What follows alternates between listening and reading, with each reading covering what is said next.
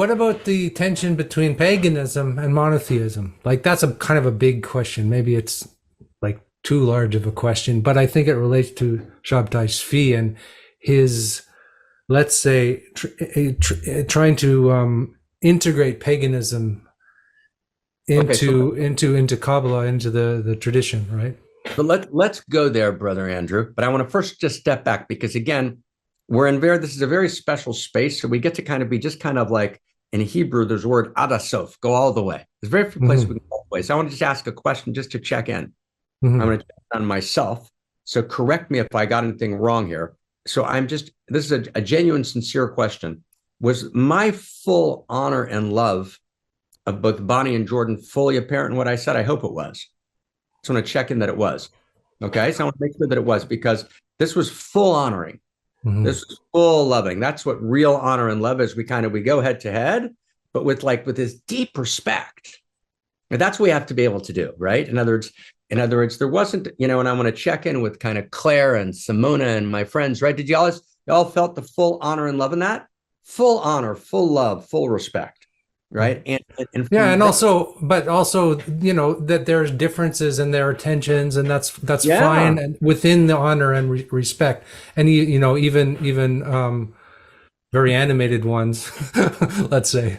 That's right, and we can be fierce, and Bonnie, who kind of came into the seminar, kind of like with the whole narrative, in her mind as she shared with me in her walk, and she shared in the public space, and it was recorded, so I can cite it.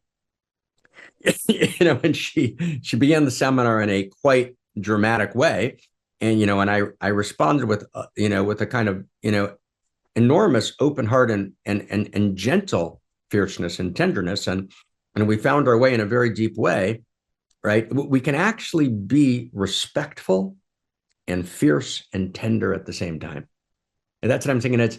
We need to create a new quality of discourse, right? Which is not a kind of homogenized pluralism, but which is also not an egoic self-branding. And both of those, right? Both of those are not the way we need to go. We need to synergize and do something new. So, okay. Yeah. So somebody wrote love differences, and I think that's... Yeah, love differences, and who Kathy Brownback wrote, who's actually a great educator and a dear and great, Kathy's unbelievable. Right. And I want to just add something. And there's a hierarchy of differences. So I want to make this really clear, make it really sharp. I am sure that I'm right about this. And that okay. I don't think that Bonnie and I are equally right about it, even slightly. Right. So I want to be very clear. I'm not being pluralistic here.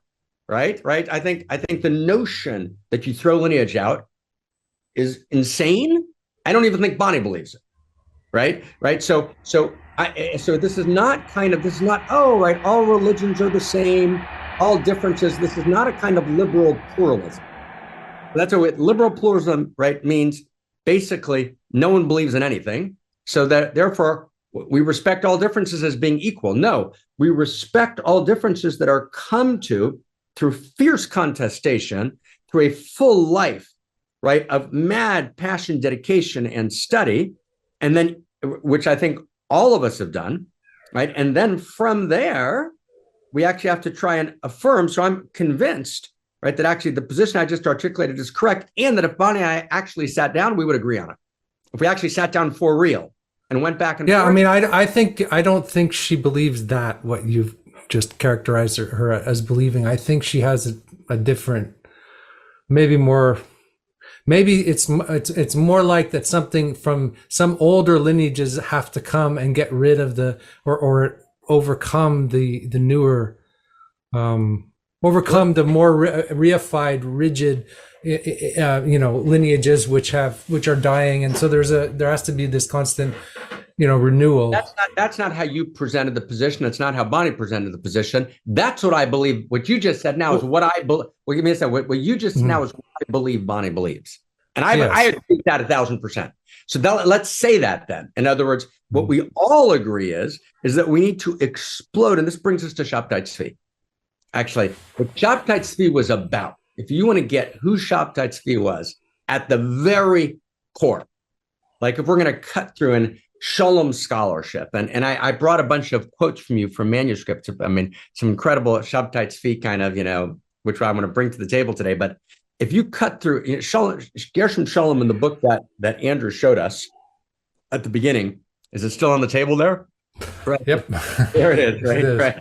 This was Shapit. That's just book one, where he gathers an enormous amount of information about this mystical Messiah.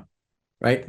The core of Sabbatai Sevi, and maybe we should retell the story a little bit, but maybe we'll start at the end and then go to the beginning. The core of Sabbatai Sevi actually is the position that Bonnie and I completely agree on, and Jordan agrees on, and Zach agrees on, and Andrew, I think you agree on, although we come from different parts of it, which is we need to cleanse and purify and clarify the tragedy and the dross of the old lineages that got caught, that got stale, right? That got reified, and from that explosion and clarification come to a new authenticity. But then we need to integrate the best of that into a new shared story of value, which is the beginning of a new lineage that itself should be challenged. But in other words, we have to live inside of a story of value in which value is real. And Sabbatai Sevi lives in an age in which you could not be a human being without living in the structure of a lineage or religion. You weren't, there was no such thing as an individual. Didn't exist, right? You were Christian, or you were Muslim, or you were Jewish, right? Or you were completely defined. And Sabbatai Sevi literally, Andrew, he literally seeds modernity, right? I'd say that even Spinoza's the known figure, Sabbatai's the unknown figure. Totally unknown figure, yeah. Totally unknown figure, but he literally says, no, you have direct relationship, which is personal and intimate, to source. And Sabbatai, right, is in modernity, he births the Renaissance, right? He when I say he births, I don't mean it historically exactly, but he's an expression, and he says, no. It's not true that I can only be Jewish or Muslim or Christian. He talks about what he talks about. He says, Elohai Sabbatai Sevi. He says, there's the God of Sabbatai. He says, it's my God. And my God, I have a personal relationship to, and that relationship is not mediated through law, right? And it's not mediated through ritual, and it's not mediated through a political establishment, and it's not mediated through a religious establishment. I have a direct and intimate, uniquely individuated relationship, right, to the divine. That was an explosive idea. What's different than Martin Luther's sort of, the Protestant Reformation? Where's the difference there? Well, first off, let's point to your implicit statement, which is there's a deep analogy. First up, the way in which they're similar. That's one, right? But now where's different? Luther remains with the notion that ultimately, right, there is no redemption outside of the church. But it's a new church. It's a Protestant church, right? But ultimately, without the church or without faith, right? And when I faith, there's the church, the Catholic Church, or there's faith, and faith means you have to have direct personal faith in a particular dogmatic construct. And without that, you cannot be redeemed. That's not a possibility, right? That's not a possibility. The possibility that actually you can actually have independent dignity, and that dignity, right, gives you the capacity, right, to self-transform. But that you actually are not just saved by faith in Jesus, but that you actually are an individual, right, in whom the powers of evolution move, in whom the powers of Eros move, and that you have the ability to evolve, to transform, to learn, right, to become noble, right, to become different than you were at the point of origin. All those possibilities for Lutheran human dignity don't exist, right? And as he breaks with the church, but he replaces the church with kind of classical dogmatic faith. He replaces the church with dogmatic faith. Sabbatai replaces the church with what? With the dignity of the individual who is an intimate relationship with source, which is utterly unmediated. Those are entirely different. It's a big deal. Does that make sense, brother? Sure.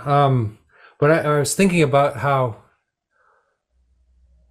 just the tension between, again, the law, right? And then the fact that this character is such a heretic to the law, such an intense heretic to the law. And I was wondering, could there be a heretic that was actually the heretic is actually the Messiah or something in this case? The heretic is the Messiah. So let's go into Shaptai for a second, because I think I'm getting the sense, and correct me if I'm wrong, I'm getting the sense that we're assuming a lot of knowledge about Shaptai, and there's a lot of people that are new. And even last week we didn't. So maybe if it's okay, let me just take a step back and share a little bit about Shaptai, so people get just even a couple of minutes, get a sense of what are we talking about here. So Sabbatai Sevi, right, is this unimaginably charismatic figure.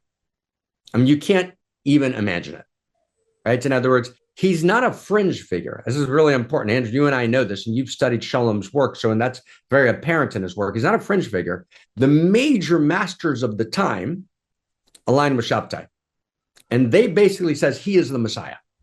So there's a tradition of a Messiah, right, in the Hebrew wisdom tradition.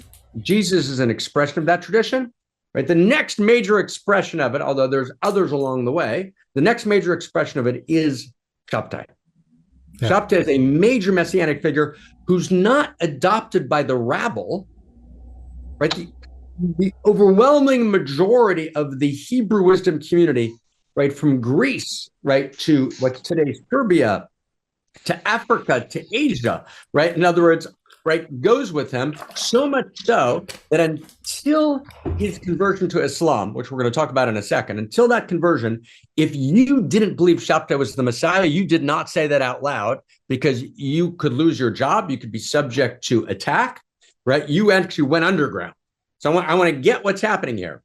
And they said that, by the way, the major way that he had a prophet named Nathan of Azza, as you know, right? The prophet, right? His prophet Nathan was this major figure who kind of formulated the philosophy, but Shaptai was the embodiment of the God force. And so, for example, I just want to give you an example. At the key moment in his life, he was arrested by the Sultan. He was imprisoned by the Sultan of Turkey, Ottoman Empire, and his prison gets turned into kind of like his palace. And there's some moment he's supposed to meet the Sultan, and he tells everyone that he's going to meet the Sultan, and he doesn't have a political program. It's not a political messianic program. He's not trying to liberate the Jews. He's trying to liberate God. He's trying to liberate. He calls it the liberation of emunah, the liberation of faith, liberation of trust. He calls it the liberation of emunah, which is literally the liberation of trust. So it's not a political program for the Jews, right? His entire political program, by the way, was he's going to meet the Sultan. The Sultan's going to hear him sing. You ready for this? The Sultan's going to be so moved by his singing, he's going to make Shaptai, right, the Sultan, and the Sultan will serve him. And then once he's the Sultan, he'll free the Jews from being oppressed. But that's kind of a side issue, right? In other words, and Shaptai's completely convinced this is going to happen, and not because he's crazy, because that's what's happened his whole life. People come into contact with him, Andrew, and he sings. Yeah. And he pours forth spirit.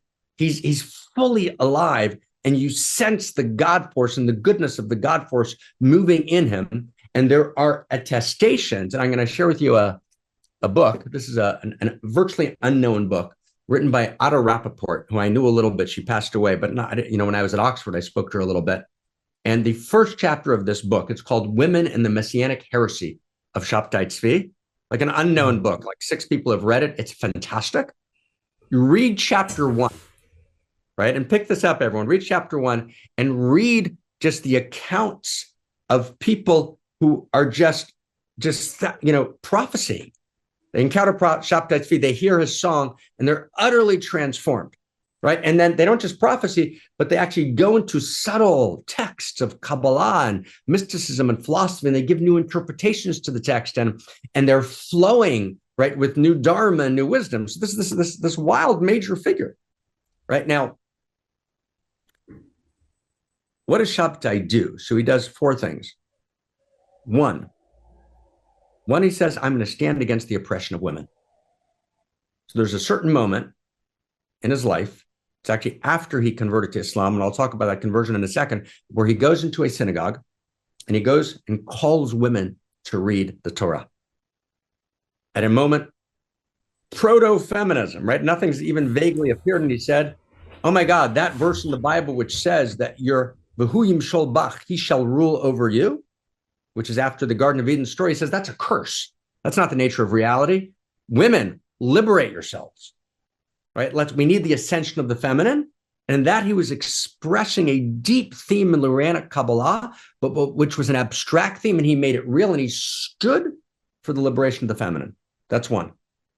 Right. Two. So maybe you can talk a little bit more about that, because about that principle of the Shashina, or liberating the feminine. Maybe let's go one at a time. That's great. That'd be great to. Let's do one at a time, because he had 4 principles. Let's do one at a time. I love that. Okay. So first off, and so again, for those who are kind of tracking, we're going to get back to Shabtai's meeting with the Sultan and what happened. We'll get back to that. Okay, we're kind of on our way there. And so we're now talking, Andrew and Mark, we're talking about, what did he actually stand for? Like, who was he? So the first thing he stands for, we're talking about this liberation of the feminine. So in Lurianic Kabbalah, which is so crazy gorgeous, right? And so subtle and so hard to read, right? Anyone who's read integral theory is like the easiest thing to read compared to Lurianic Kabbalah. It's a very subtle, complex, and so in Lurianic Kabbalah, there's a hidden if you're not reading carefully. Once you read carefully, it's very clear, called Aliyat Nukva, the ascension of the feminine. And the ascension of the feminine is about fixing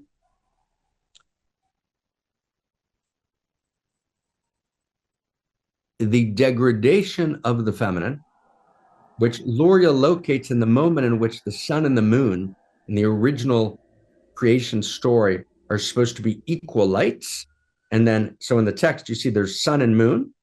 And then there's some moment in which the sun clearly becomes dominant and the moon becomes in devotion to the sun, but the moon loses its power. That appears in the Genesis text if you read it carefully.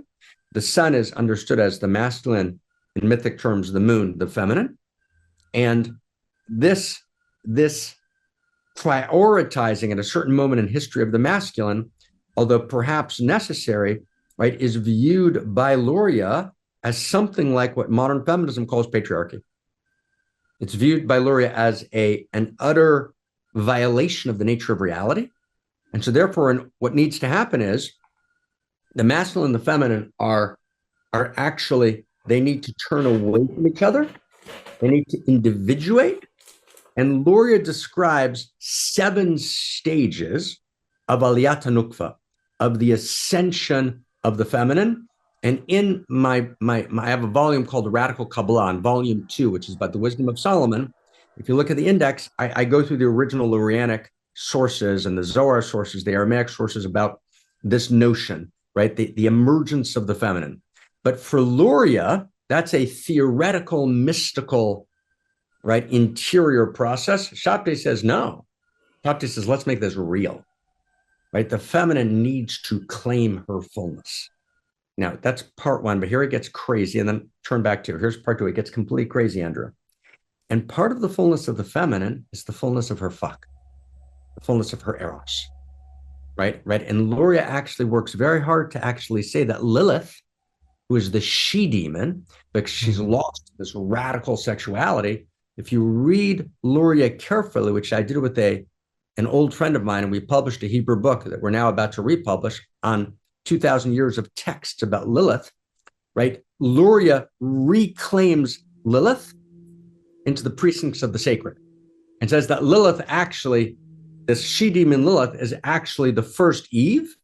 The second Eve is the kind of, expression of the feminine through the eyes of patriarchy, but Lilith is the full power of the radicalized, erotic feminine, which the church also recognized, which is why, but the church demonized, right, feminine desire. The church says feminine desire is insatiable and wild and way beyond any kind of dimension of masculine desire.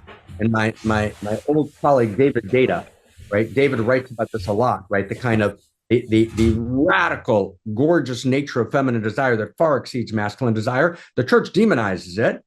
Luria reclaims the feminine and says, no, no, no, Lilith, radical feminine desire needs to be in the precincts of the sacred.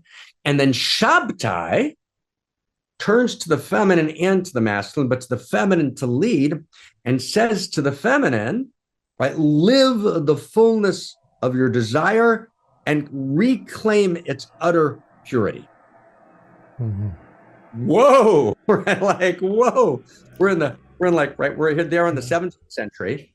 And he does this, Andrew, through radical acts of boundary breaking, which I won't go into now, but they're radical boundary breaking acts. But that's his second move. So this, go ahead. Sorry, this might be where you join with Bonita's kind of view of this hyper-paganism that needs to come back.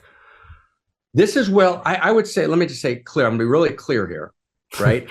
Right? In other words, Shabtai was a broken figure. He was filled with brokenness, right? And we're all filled with the holy and broken, hallelujah, but Shabtai was not a figure to be imitated. Shabtai was not a clean, pure teacher, right? And now every clean, pure teacher has faults and flaws. We're all imperfect vessels for the light. But Shabtai was more than that. Shabtai was actually wildly expansive and then wildly broken. He would both close and then open. Right? Actually, when he goes to the Sultan, right, the meeting doesn't go well because actually he's in a madly depressed state when he goes, and he's not in an open state. One of the reasons the meeting doesn't go well. So Shabtai is not a figure to be emulated. And Shabtai is basically having women sleep with their brothers, right? He's having, women sleep with their sons, right? In other words, he's breaking every boundary, right, in the most radical way.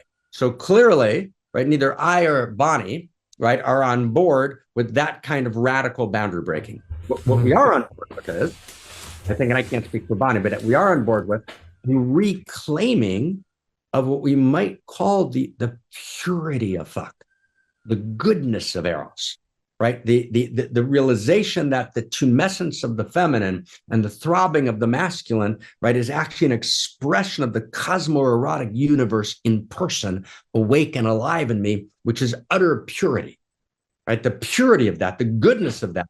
So Shabtai, in this radical anarchic way, breaks every vessel, right, without any containment in order to point towards that truth. And vessels shatter and enormous suffering is caused, and yet it opens something up. So he's one of those figures, right, who was in some sense a messianic figure, and that he changed, but not a messianic figure in the sense that he was perfect or that he got everything right, but that he actually changed the course of human spiritual history, right? And he actually had this sense. So if you actually read deeply the sources around the temple, and I wrote an article, it was actually a cover story in a magazine called Tikkun, which is an intellectual magazine in America in 2002 or 3. I wrote an article called On the Erotic and the Ethical, which was about the hidden neopagan sources in the actual Aramaic texts. So, for example, Moshe Cordovero, Luria's teacher, who says Astarte is the Shekhinah. Astarte, Asherah, is the Shekhinah who needs to be reinstated in the temple.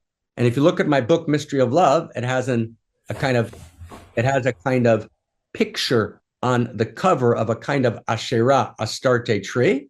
And we cite Cordovero, right? So in other words, the temple, right, actually was an expression of this sense of the purity of the radical aliveness, not of sexing, but of the fuck of cosmos, of the Eros of cosmos, which in one expression incarnates in our body. And what Shabtai is saying is, although he goes too far because he's breaking all the vessels, but what he gets right at the core is I've got to be able to trust my body. And it's if I can't trust that the surging force of Eros in my body, when it's clarified, not its pseudo form, not in its sloppy form, but the clarified Eros in my body, if I can't trust the goodness of that, then I'm lost in shame. Right? Because I'm trying to be this good social person. I'm trying to be this good obedient person, this good religious person. Then I've got this surging force of Eros that moves, that demands, that allures me. That's this raging, pulsing desire. Like, so if I can't actually recognize that desire is the nature of cosmos, desire is the nature of she, and that desire lives uniquely as me, and that to be a unique self is to be a unique configuration of desire. And I can't actually live that desire in my body according to and in accordance with my own unique script of desire. Right? If I can't access my unique script of desire, my unique scripts of desire are either hijacked or demonized and degraded by the churches, the old lineages, or the new pornographic lineages, which tell me what I should desire. If I can't access that desire, then I can't trust myself. That's what we're saying. So Shapit, he goes too far. He breaks all the vessels. Breaks all the vessels. And I want to be really clear about that, right? In other words, right? And he's pointing towards something. And so he's saying, women, arise. And part of arising is claim the purity of your tumescence, the goodness of your fuck, the Lilith that lives inside of you, and merge the raging quality of your desire with the fierce tenderness of your nurturing, right? Which is, who you are. The church demonized that. The old lineages demonized that. No, that's authentic. That's true. That's holy. Wow. Mm-hmm. Yeah. I mean, in a way, it's like, it is wow, and it's like, yes, but then why is this so hard for people to understand? Or why does the church continue to demonize the fuck? I mean, should we get like crazy real about this? Let's get crazy real about this, okay? So let's talk, Andrew, about that sexual experience you had. Remember 13 years ago? Remember that one? I'm just making this up. I was making that up, right? But the point is, we laugh at it, but we can all access it, right? And what we just did is a kind of little pointing out moment, right? We all know that moment 13 years ago, or 17 years ago, or when I was 17, or when I was 19, or right, or that moment that didn't happen that I wanted to happen. In other words, it's that aspirational moment that actually never happened. And so we all have a dimension of our desire that we haven't clarified, that actually rages in us. And so actually what lives in us is both our unfulfilled desire, our unclarified desire. We haven't actually clarified our desire. We haven't fulfilled our desire. We haven't incarnated the purity of our desire. Right? And yet we have this knowing inside of us that there's some full expression of my fully embodied desire that is so holy and so pure that if I could live that in the fullness of its pleasure, in which pleasure becomes pure ethics, pure ethos, where I literally am cosmorotic humanism in person, right? Where I am divine desire in person, that is sufficient reason to be alive. And that every human being has a right to that, but we don't get there. We don't get there. So we're lost in these unclarified desires because we don't even have a story of clarified desire. We live in stories of demonized desire. We live in sexual narratives that are partial and broken. We don't even have a story of desire, which is what we're trying to do in part in cosmorotic humanism. It's one of the 5 vectors is to actually retell a story of desire that is both rooted in the interior and exterior sciences. We have no story like that. So we're actually split off from that which is our very essence, which is the desire that lives in us. But it's not just the desire that lives in us, it's the yearning for that unique incarnation of desire that we want exploded in us that makes our lives self-evidently good, true, and beautiful. We know it's there. We can't access it. So we're shamed for either the ways we've acted it out that weren't as full or sacred as they could have been, or we're shamed by the fact that we never got to act it out, that we never got to. So we're shamed by our desire. We're shamed by our lack of fulfillment of our desire. We're shamed by our broken expressions of our desire. And we have no narrative of desire to live in. And desire is the core essence and structure of reality. Well, that could do it. Right? Okay, got it. That could do it, right? There's a problem with the programming somewhere. Right, and there's an essential broken source code. The source code is broken. Reality is desire, and we have no source code of desire. It's broken at the very core. So at least the church, here's the thing.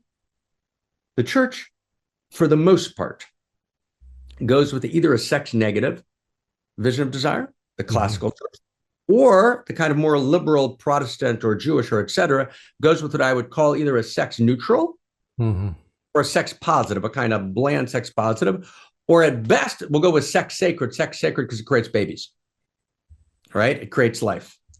None of those are sufficient. Those narratives of desire won't take us home, right? So sex, it's not sacred because it creates life. Sex is sacred because it is life. It's one expression, not the only one, but it's one potent expression of the very currency of Eros and desire that cosmos is, and therefore the sexual model is the erotic. And all the dimensions of the erotic are available in the sexual becomes, right, actually when it's clarified, right, the ultimate guide, right, to the depth, right, of knowing, which is why the lineage masters wrote, Andrew, right, that if none of the books of wisdom were given, we could actually adjudicate all of wisdom based on reading the Song of Solomon, which is a book that is purely erotic pornographic. It's explicit sexual description, right? Love notes, outrageous erotic love notes between a lover and a beloved. All right, and the text in the Mishnah and Yadayim, 3rd century, chapter 3, Mishnah 5, right, alludes to and points to this knowing, if none of the wisdom books were available, we just have the Song of Solomon, right? All ethics, right? Everything would come from there. Without that, we literally can't trust our own interior. And the second you cut a person off from their ability to trust their own interior, you create the beginning of totalitarianism, beginning of tyranny. So he can't quite say all this, but he feels this, and he just goes to kind of draw. Like that's what he goes. He explodes everything. And yet there was so much God in him that until he converts, the entire community goes with him. Right? So it's true that the entire community is not quite aware of the extent of the practices, but they know something's going on. And the leading rabbis, they know something's going on. And he's just so filled with the God force, right? That they go with him. But because he was at a moment in which if you left your religious structure, you left God. So for the Jewish community, just like for the Christian community or for the Muslim community of the time, to leave your religious structure is to not exist. Shaptai is saying no, right? The crisis of his conversion, for him, that's exactly the point he's making. He's saying, no. I'm not just Jewish. I read Hafiz. I'm not just a Jew. I'm not just a Muslim. I'm not just a Christian, right? I'm an intimate lover of the divine. So for him, he's saying, hey, I can do the Muslim thing. And actually, in some sense, he's a proto-universalist. And everyone experiences it as betrayal. But actually, he goes and lives in Montenegro, right? He's exiled to Montenegro in the end. And actually, by all accounts, he lives out his life in practice, right? Surrounded by people, right? Deeply in love with the divine, experienced as the ultimate betrayal by his community, and yet somehow living out and incarnating a future reality in which, like Spinoza, he explodes the lineages that Bonnie and myself, right, and Zach and Jordan so correctly say we need to explode in order to create the new lineage together, right? But we got to take the best of the old. Whew, that's a lot, my friend. Andrew, I just got this sense. I just got this early childhood sense. I just want to apologize to everyone. I get that I'm too much, so I apologize. I just got the sense of my mother's Mark just. Oh no! Right, I got this early childhood sense of being just too much. Okay, so I'll shut the fuck up, please. Right? No. Cheers. Yeah, I'm a little speechless today. Before all this, shocking. But there's no words for this. But it is shocking. You're mentioning the first one was the rectification of the feminine. What was the second one? And there's a third one and a fourth one, right? Reclaiming of the purity of fuck. Right. The purity of Eros. 2, 3. Okay, 3. 3 would be, right? 3 is the liberation of the human being from within the mediated contexts of identity which means religion, nationality. No, I have a direct, ultimately intimate personal relationship with source. That's 3. Okay, that's 3. That's 3. 4. Okay, and the 4th is the liberation of, say this the right way. I would call it the liberation of courage, right? In other words, Shaptai is willing, right, to go to jail. He's willing to give it all up, right? He's actually able to locate himself in this deep interiority from which wells unimaginable confidence, because he's drinking directly from the well, and he is the well, and he refuses to back down, right? And so he's utterly shattered, and yet he lives in joy, right? And if I can, with permission, Andrew, every once in a while, I encounter some kind of, some version of critique or attack, usually by people, who I don't know, or who have kind of certain kinds of agendas that are kind of hidden. And I've experienced it for 20, 30 years, 40 years. It's just the nature of being a certain kind of person. And you would think that I developed a thick skin, like a big deal, just another one. So I have succeeded not once in ever developing a thick skin, right? And my skin is about as thin as it comes, meaning I'm hurt anew every time someone says something that's preposterous. Like, really? Like, really? And then like for 2 days, I'm like sad about it, right? So, and then I find Shaptai, right? And I say, fuck, the dude was completely excommunicated, right? Right? Completely cut off. And yet he lived in his interior center. And so I think you don't want to develop a thick skin. Because if you actually develop a thick skin and you're not affected by how people hold you, right, then you actually lose connection to your humanity. I never want to have a thick skin. I want to be hurt by everything. And yet, I don't want to lose my courage, meaning I don't want to change course. You get the difference? I don't want to change course. I'm not going to change course. I'm not going to play to that choir. I'm not going to read scripts that people ask me to read. I want to stay madly courageous. And so that's the 4th thing Shaptai did. He liberated the sense of, how did Laertes, what was it? Polonius to Laertes, Laertes to Polonius. I'm forgetting my figures in Shakespeare, right? Above all, to thine own self be true, right? And that canst be false to any man, right? So the sense of that I actually can trust that clarified sense that calls me forth, and I can live in it even when all seems lost, and I can live in radical joy. That's the 4th thing that Shaptai did. And it's a very big deal, meaning it's not the new age thing as, oh, no one can make you feel bad. You make yourself feel bad. That's bullshit. People can make you feel bad all the time. Of course they can. That's why we take people seriously. Reality is relationship. And yet, I hold my center, right? And I can be faithful to that center. I can trust that center. So I can actually say, this is the 4th thing personally, I trust myself, right? I'm confident. I hope not arrogant, and I ask people to challenge me all the time. I'm confident in that Sabbatian sense. I trust and check myself again and again and again. But in the end, I know I can trust that it's the one that's never let me down. And that belongs to every human being. And it's not a surface quality.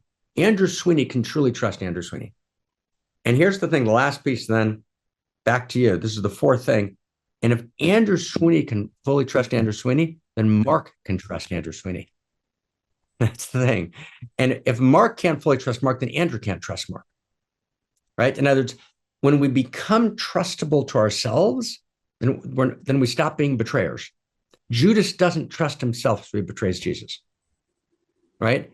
I've got to actually trust that underneath all of the self-loathing and all of the shame, I can actually find the purity of my Eros and its unique script of desire and know that is a text of revelation, and that is true. And we can democratize that. That's available to every human being. That's the new human, right? That's what we're staking our lives on. That is possible. And that's what Skinner didn't know was true. And it's what the MIT Media Lab doesn't know what is true.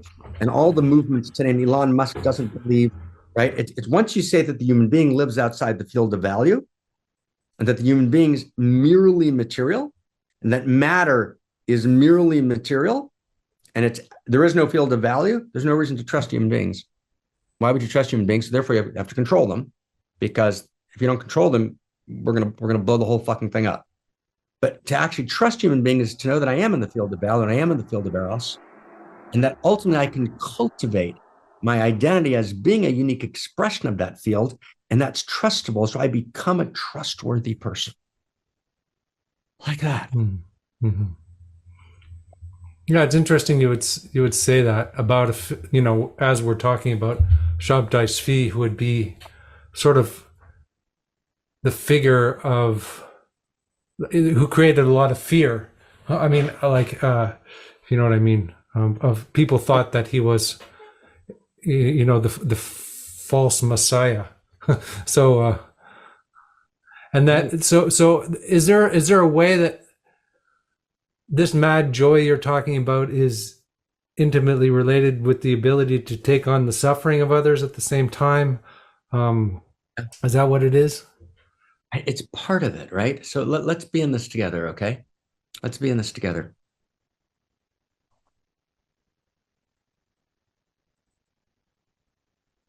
Isaiah, right, that great master who was so important to early Christianity and to the formation of the notion of Christos, right? Isaiah says, right, kind of feeling he kind of incarnates the intimations of she in Cosmos, and he says, B'kol tsaratam lotzar, right? In all of your pain, I'm in pain with you,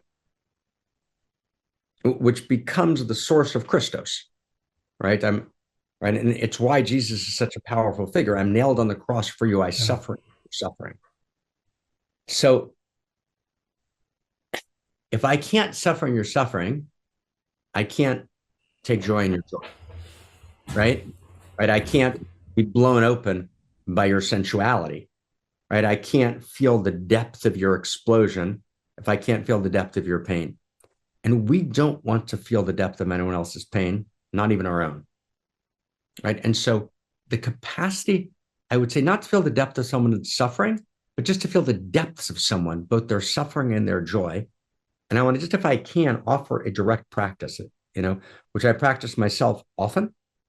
And the practice is very simply be with the beloved, man, woman, or small mammal, right? Man, woman, or some fluid version of that is sometimes easier than small mammal, although not always, right? And don't look in each other's eyes and love each other.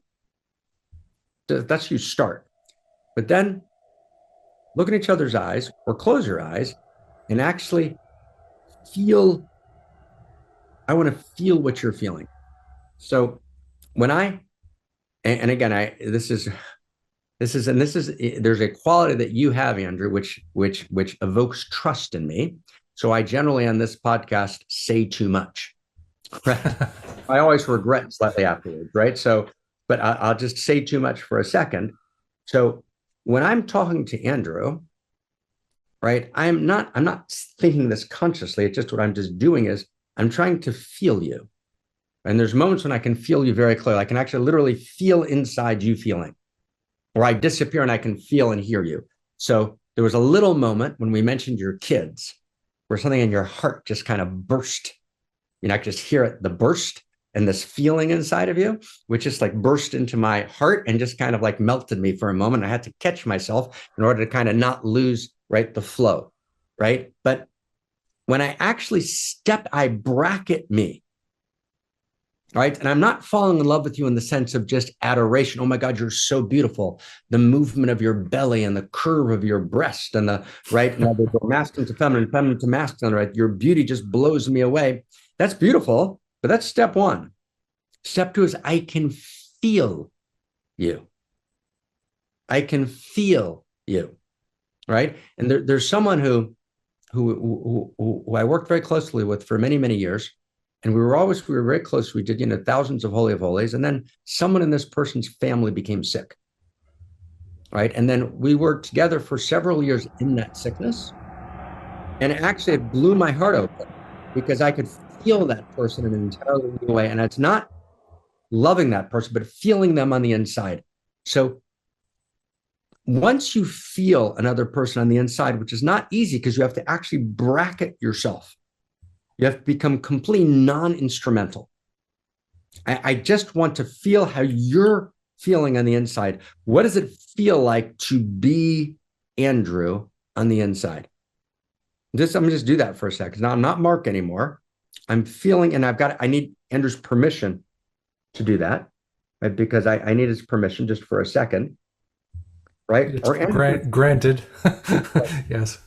Right. So I want to feel I am now androgynous.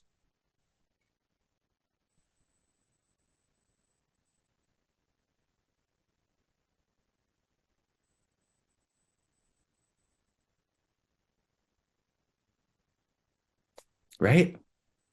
And I just want to notice, like, there's a temptation that arises from the ego self to say something funny now, because it's such a serious thing to do, right? But actually, when I disappear and I feel you, or when you disappear and you feel me, means we've left the place of separate self. We've entered the field, the God field, the field of she, which we both live in together. And we actually, from that field, we don't lose, right? I'm not gone. It's Mark feeling Andrew. It's Andrew feeling Mark. But from that moment on, I can never do violence to you. I can never move to hurt you gratuitously. I can't do it. And I just sometimes, some things that hurt me most is like I'll pour into someone for years and then they'll get lost in a contraction. And it doesn't happen with most people, but when it does, it's like, wow, did we never feel each other? You actually feel someone for real just once on the inside. You actually feel them. You can never do violence to them. Yeah. It occurs to me that you only do violence to an image, in a sense. Right. That's why idolatry is a graven image. It's a frozen image. And the healing of idolatry is imagination, where I use the quality of imagination to be inside of you. So how does the prophet enter the divine? Through, as Ibn Arabi points out, right, the great Sufi mystic, right, through koach hamedameh, the power of imagination. The prophet imagines her way into the divine. Can you talk about that more? What you mean by the imagination? Yeah.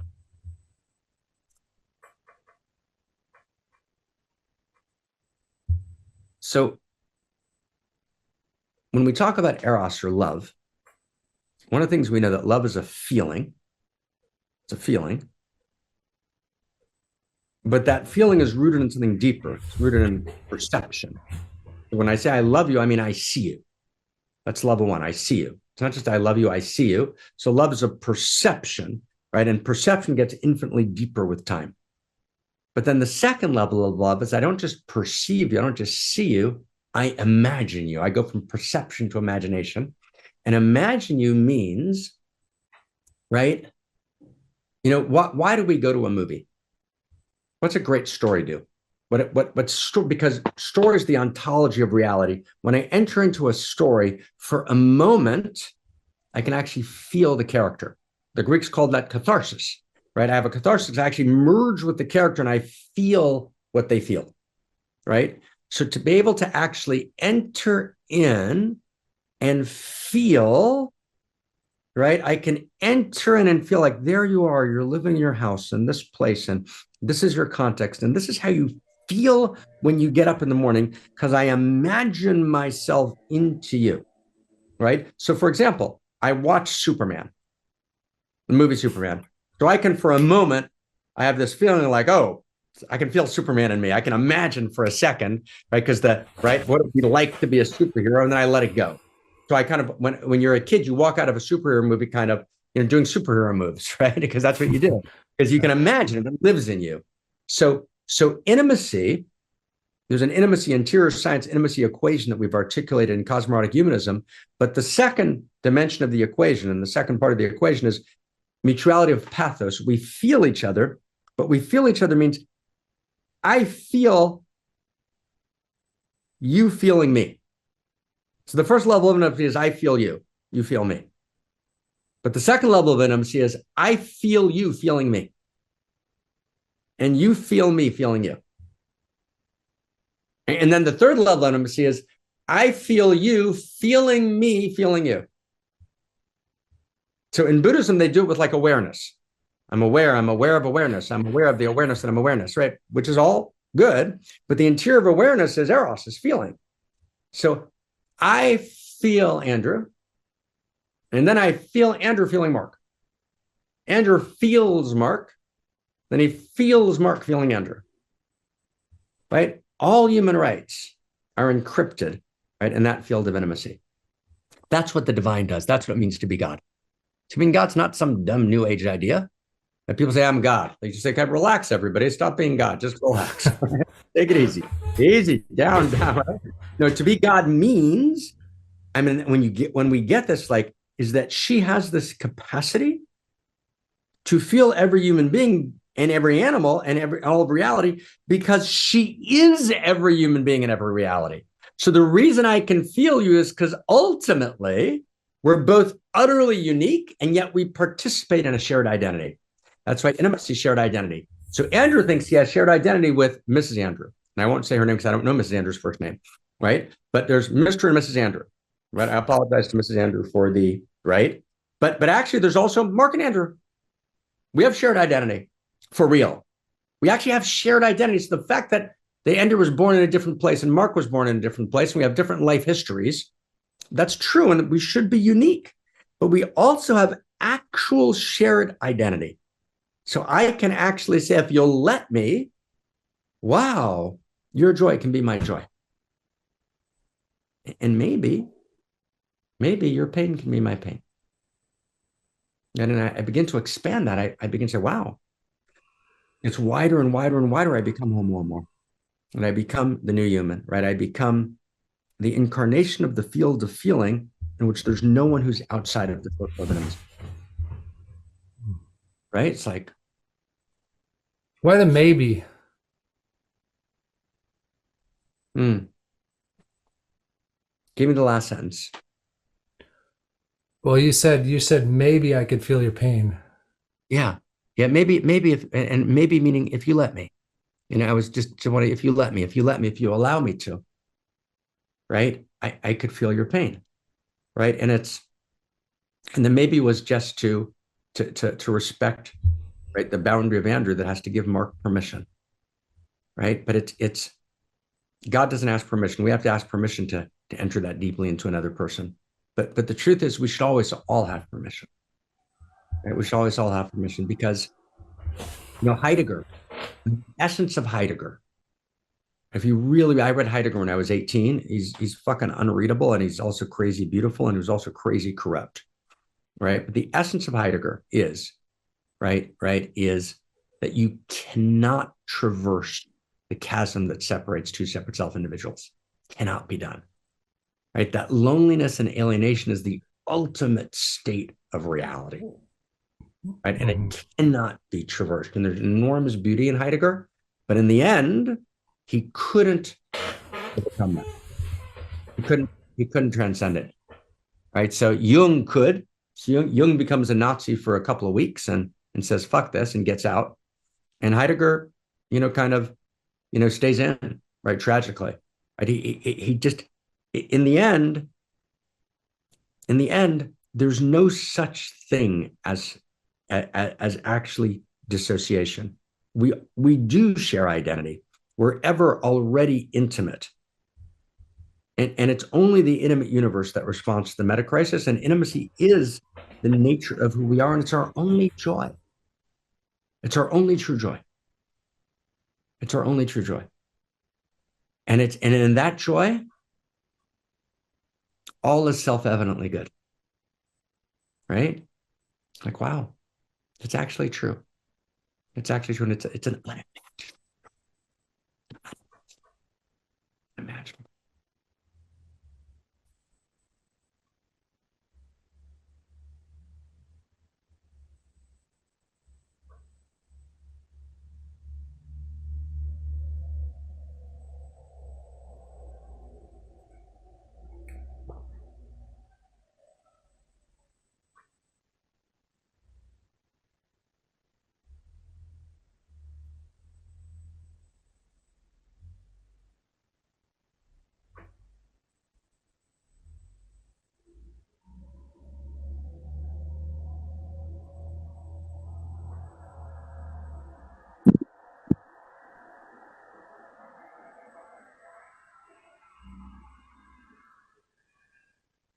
Maybe we can, if it's okay, just for a moment, we can just maybe just chant for a moment, just so we can be here.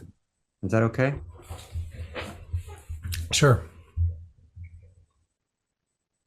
And let's just, everyone, if you're on mute, just so you can chant from your place, just stay on mute and just so we can chant together.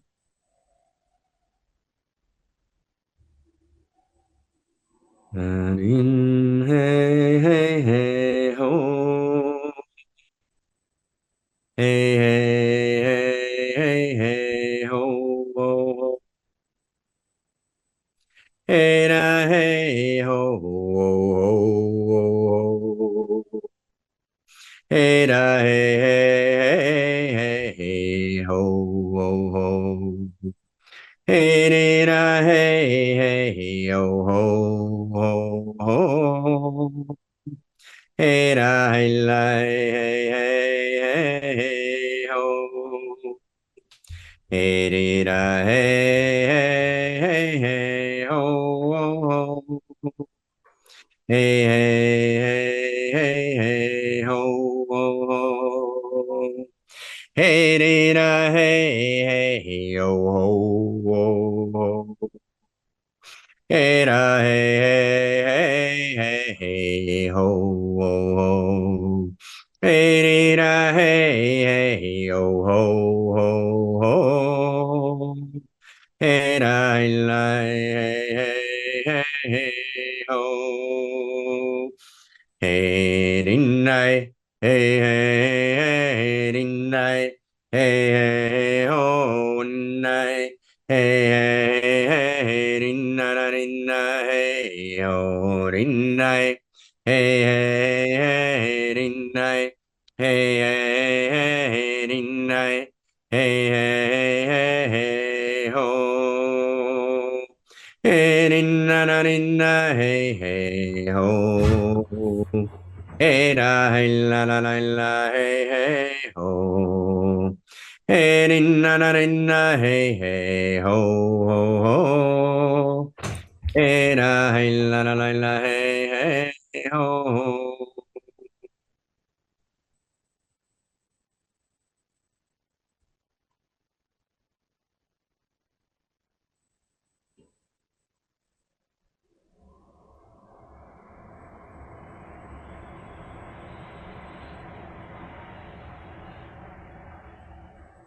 Cha, cha. Mm.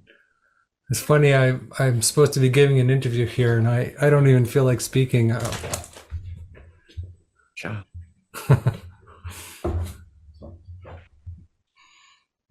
Cha. It's so good. It's so good. It's so good. Mm.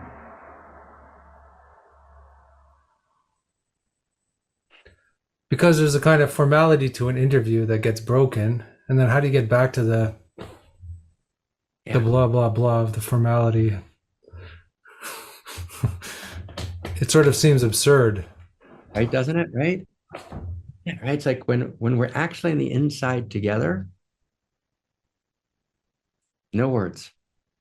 Right. And but it's not silence of absence. It's like so full. And then there's a place we get to talk from there. We just could say, oh my God, I love you. Right. Like, oh my God, like madly. Right. And you just like, and it just like it's hard actually at this moment. And this is maybe the last thing, on my side we can close here, but just like it's actually hard to even look at you now because your face is so radiant. So it's so alive. Like I feel like we're so on the inside. It's like, right, right. And here we are, right? So Nietzsche was right. All the words need to be exploded. And he intuited this place. Mm-hmm. Not empty. Yeah. Cha. Yeah, thank you. Thank you, Marc.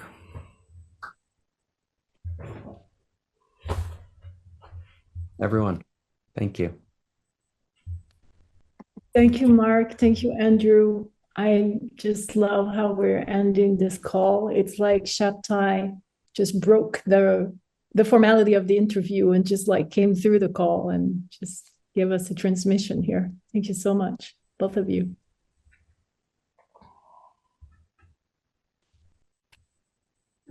All right, darlings. See you next month, first Sunday of the month. Thank you, everyone, for being here. And we'll see you next See you month. next time.